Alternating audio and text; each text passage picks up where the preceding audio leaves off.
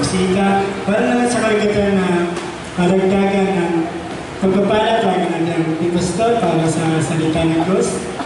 Amen.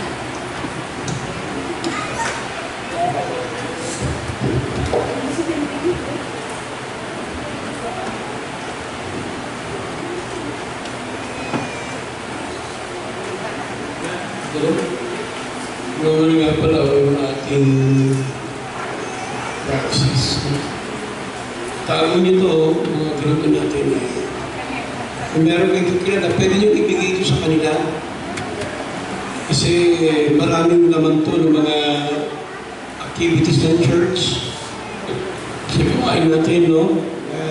Marami to, alam nyo, napuntahan to ni Brother Mark, Angel. So maganda, consistent yung ating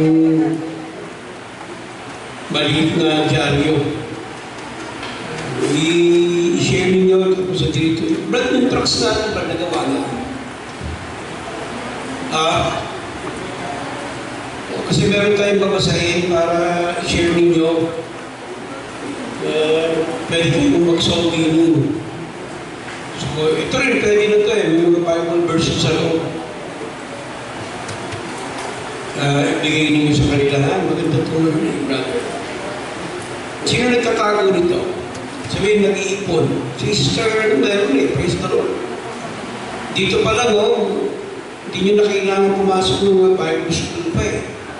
Dito pa lang, marami kayo matututunan eh.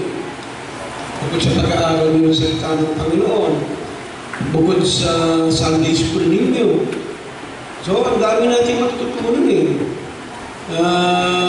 Yung preaching ni Pastor, every Sunday, dalawa yan.